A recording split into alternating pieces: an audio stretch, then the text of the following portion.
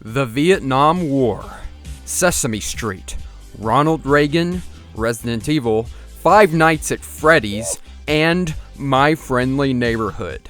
You might be wondering, what do all these events have in common? What do they have to do with the topic of this video? Is it puppets? It's probably puppets. You'll have to wait and see. Speaking of puppets, My Friendly Neighborhood is a game developed by Evan and John Szymanski. I believe they're brothers to David Szymanski, who created games such as Dusk, Iron Lung, and the upcoming Gloomwood. That or they coincidentally all have incredibly boring first names and the same cool last name. Seems like their dad was shooting genetic bullseyes with them, if you know what I mean. It is a survival horror / mascot horror game, meaning it plays like a survival horror game, but has the aesthetics and themes of a mascot horror game. Fucking bird. Ah! That scared the shit out of me. Basically, you wander around a charming but derelict location, collecting items and solving very obtuse puzzles while avoiding cute, scary, and very marketable characters. I've played through the game roughly 4 or 5 times now, and have really enjoyed just soaking in everything this game has to offer like a little gamer sponge. So wet and full of gaming.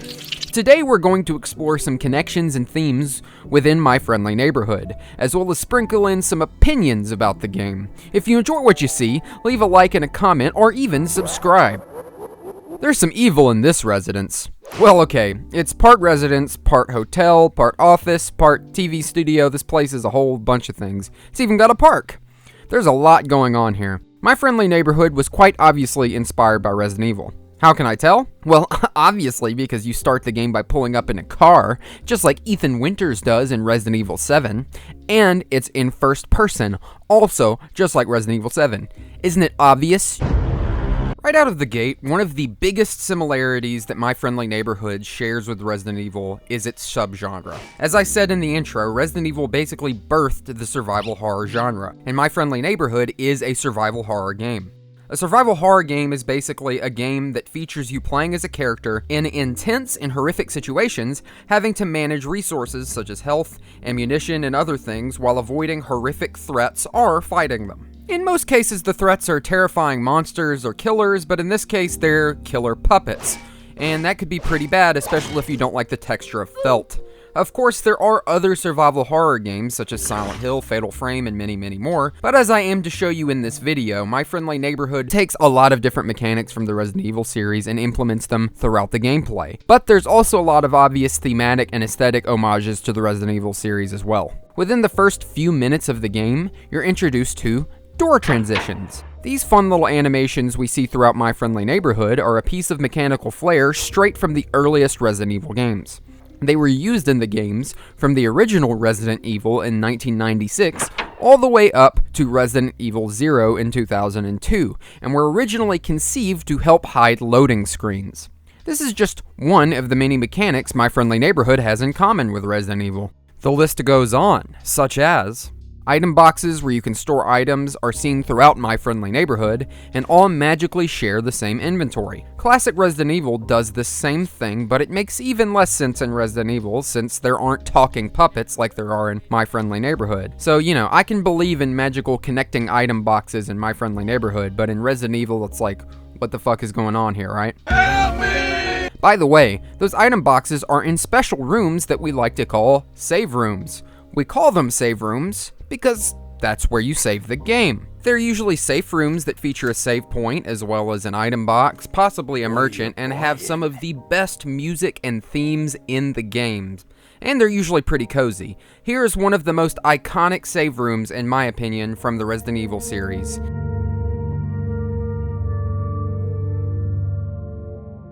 Like in Resident Evil, you use a saving currency. In My Friendly Neighborhood, it's coins, and in classic Resident Evil games, it was typically ink ribbons since you saved on a typewriter.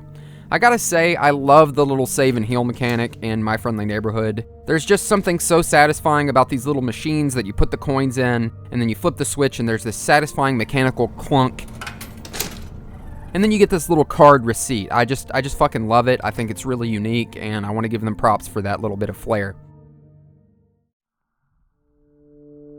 The song that plays in the save room in My Friendly Neighborhood also starts off sounding extremely similar to the save theme of Resident Evil 7.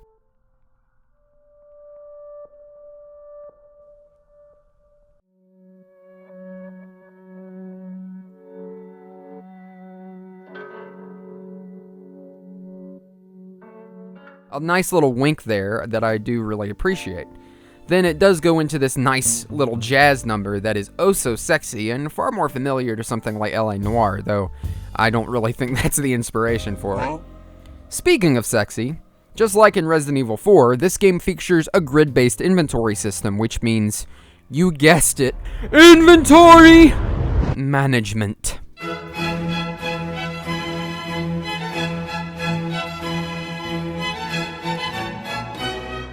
Ah, how classy. This suitcase-based grid inventory system was also used in Resident Evil 4, and then later used in Resident Evil Village. If you'd like to see even more suitcase-based inventory management, check out my last video on Resident Evil 4's difficulty. The duct tape mechanic is also a Resident Evil transplant, though it's a bit more violent and arsonist-based than the original Resident Evil games. In the Resident Evil 1 remake, you could burn zombies you'd put down to make sure they wouldn't come back as a stronger version called a Crimson Head. In My Friendly Neighborhood, you basically do the same things to the puppets with a roll of duct tape and a little bit of kinky bondage to make sure they don't get back up. They don't come back stronger though, and honestly I don't even really think they mind being duct taped up since they kind of keep talking and just acting the same. Norman notice? Oh, let's see here. What does Norman notice? The puppets are pretty zombie-like, but rather than eating you, they hug you, so that isn't too comparable. It's actually a lot more cute and fun, even though you still die. The puzzles are obviously very Resident Evil inspired as well. It's funny because this game is almost poking fun at Resident Evil at different times because the silly puzzles make more sense in this Sesame Street Disney-inspired world full of living puppets than it does like the Raccoon City Police Department and Spencer Mansion in Resident Evil. You've got classic symbol keys, you've got symbol electronics puzzles, you've got spooky face mask puzzles, random indent plates, inserts, and doors. These are all things that Resident Evil has done throughout its series. I mean, it's even to the point where Gordon points it out when you're doing one of these puzzles, and I love that. Strange kind of breaker box. As mentioned earlier, there's also some very aesthetic and scene homages in the game as well. Of course, I already pointed out how the save room music sounds very similar to Resident Evil 7's. Also, while editing this video, I noticed that the background music of the hotel main lobby has some of the same little bells that the song More Rooms from the original Resident Evil 1 from 1996 had.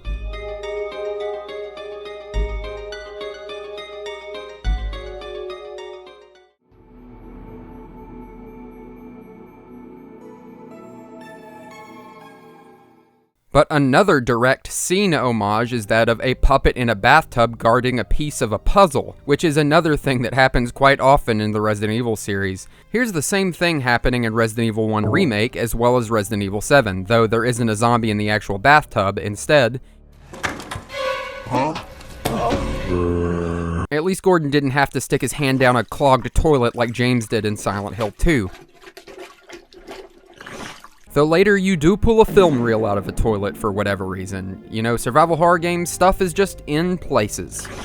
The game features a crank to get into the sewer part of the game. Cranks are a big thing in the Resident Evil series to the point of it becoming a meme, and so are sewers. Both are featured throughout the games many times to unlock doors and open things and get places. It's kind of a trope at this point. The lobby of MFN Studios' offices is really reminiscent to the lobbies of Spencer Mansion and the Raccoon City Police Department, and the final boss fight is very underwhelming, which does keep in themes with the Resident Evil series having very underwhelming boss fights. The only way it could have been more like a Resident Evil game is if you killed the final boss with a rocket launcher or something like that, but I'm guessing they didn't want it to be that tongue-in-cheek. There's also a greenhouse section where you mix chemicals, which also happens in the Resident Evil 1 remake. And I think that's really it for the evil in this residence. And I would love it if you would point out the ones that I missed in the comments if you noticed one that I didn't. But we've got to move on to another topic. And that topic is puppets. While My Friendly Neighborhood is a survival horror game, it's also a mascot horror game. Mascot horror is basically what I described in the intro. It's a horror game, typically with cute and marketable characters, based off what is typically considered children's media, like a themed restaurant, or a cartoon, or a haunted go-kart course, I don't know. Games like Five Nights at Freddy's and Bendy and the Ink Machine were the types of games that popularized mascot horror. Mascot horror comes from the fear and unease that a lot of these brands could have brought on to certain people. With Five Nights at Freddy's specifically, it played off of the uncanny and creepy nature of a lot of animatronics that were used in old family restaurants. I mean, goddamn, look at this thing! Imagine waking up with that in bed next to you. Terrifying. But it doesn't stop there, of course. My Friendly Neighborhood uses puppets, and fear of puppets and dolls has been around for a long, long time. In modern popular culture, we've got Chucky, we've got the Puppet Master series, and Slappy from Goosebumps. There's movies like Deadly Silence. But the puppets in My Friendly Neighborhood are more in the vein of the Muppets variety. Muppets, of course, being the creation of Jim Henson, being these cute little puppet characters with a more rough, honest charm to them. Of course, My Friendly Neighborhood is parodying specific Muppets, and those are the ones that were used on the show Sesame Street, which was and is still very relevant today. The character Pearl is obviously a parody of Big Bird, Ray and Goblet are parodies of characters like Oscar the Grouch and Cookie Monster, and Arnold being like a scarier, older, mentally deranged version of Elmo. Of course, Norman and all of the rest of the more human-like puppets are parodies of the characters like Bert and Ernie from Sesame Street. I do be wondering what Junebug can do with that floppy mouth of hers, though. Hamburger, cheeseburger, Big Mac, Whopper. And also, Ricky the Puppet is probably inspired by Arlo, the puppet YouTuber, because that's who he's voiced by.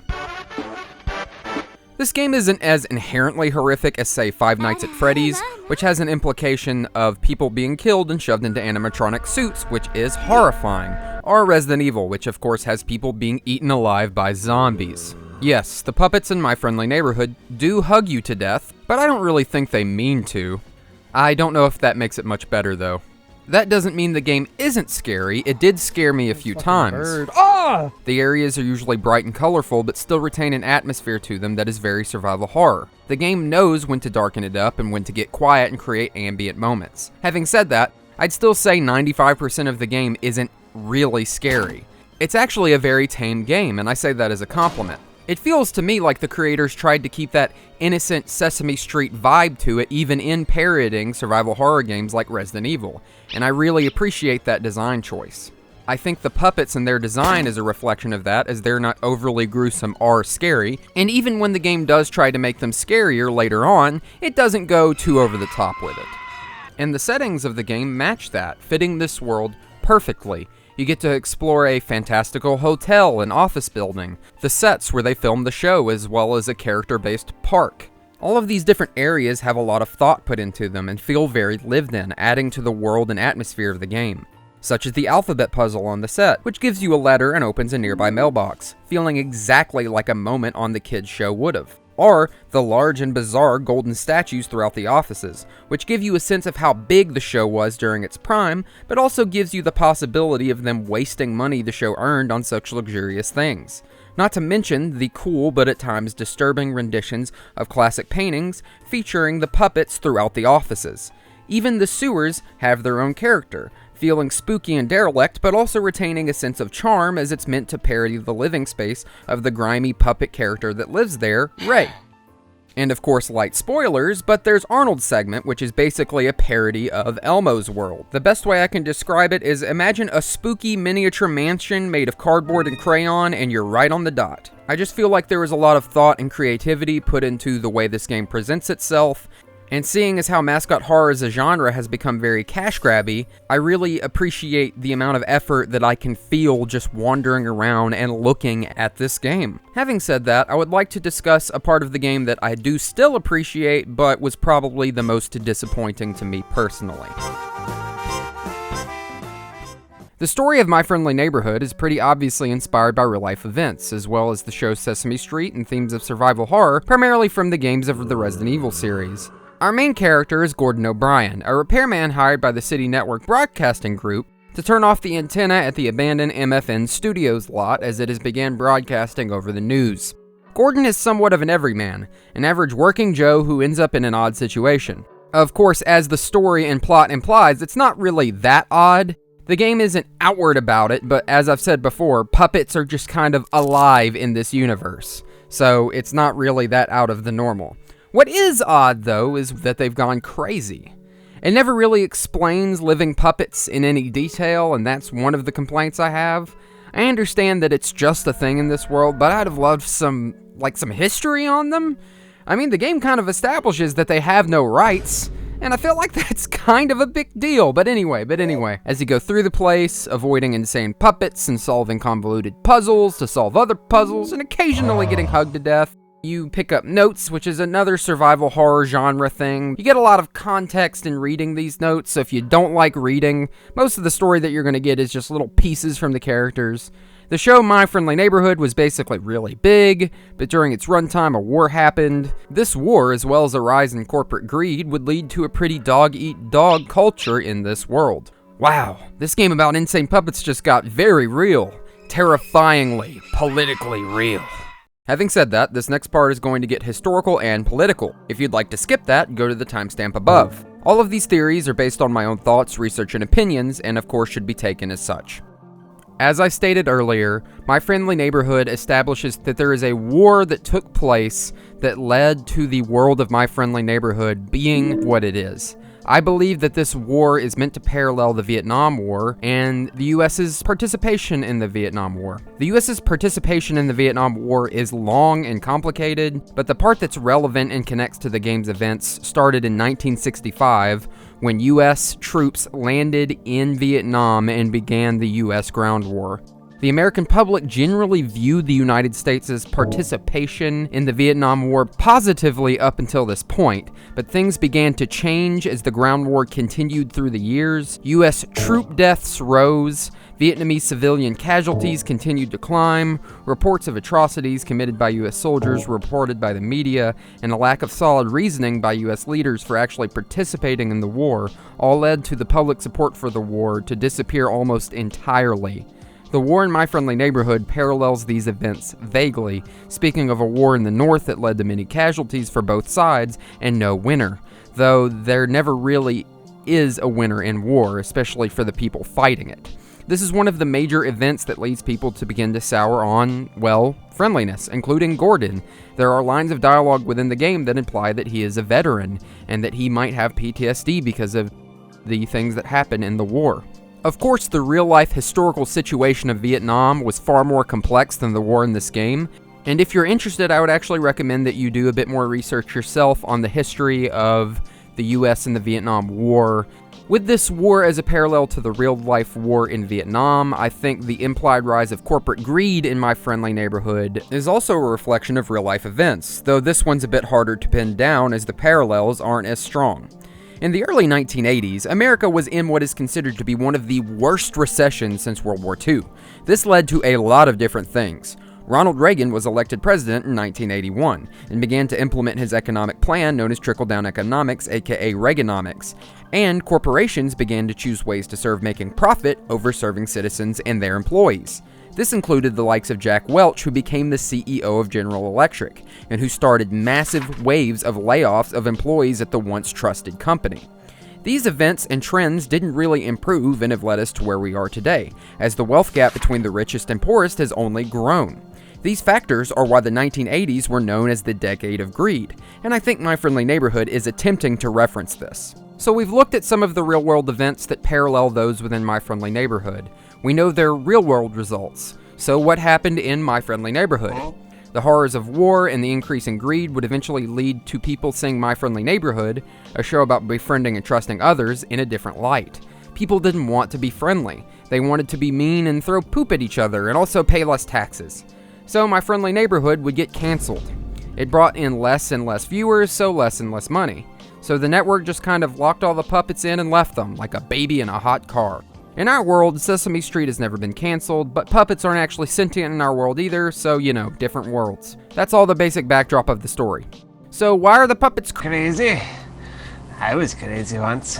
Well, they watched TV and it made them go crazy. I don't know what show that they watched that just broke them like that. Like, I don't know, man. Pawn Stars, 90 Day Fiancé, Jersey Shore. Ricky, the sock puppet, tells you that the world has become unfriendly. This gets literal when some of the puppets are so affected by what they saw on the TV that they became eyeless monsters with giant white teeth.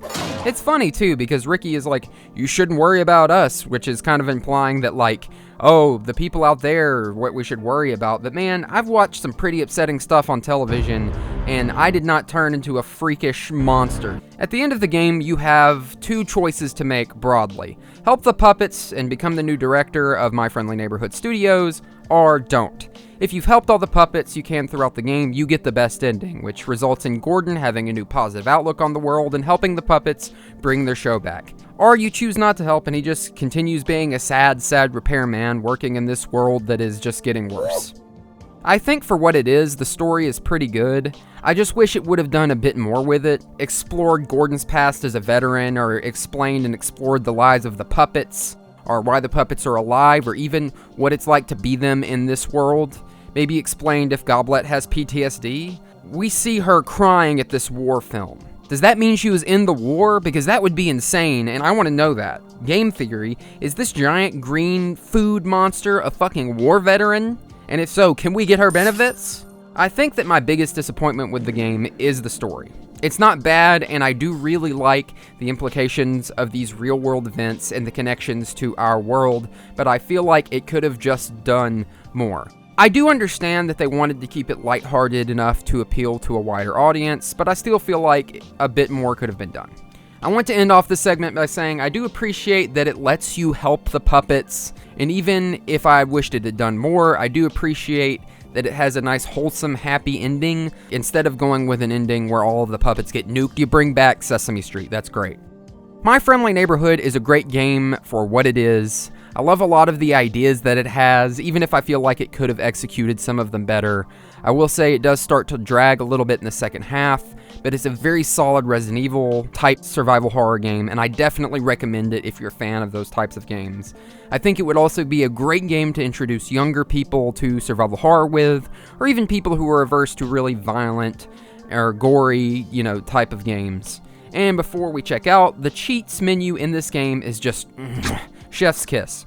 You don't see many games with like classic cheats menus. My favorite is Dusk Mode, which lets you jump around like you're playing a boomer shooter, just taking the puppets out, them flying everywhere. It's just a lot of fun. It's classic, over the top, replaying power fantasy fun. Anyway, I'm GhostsOnHoliday, and remember that not all puppets are evil, just some are. Some are misguided, and some are just straight up evil. It's okay to be scared of puppets. When I was a kid, I was scared of two statues of the actors Laurel and Hardy.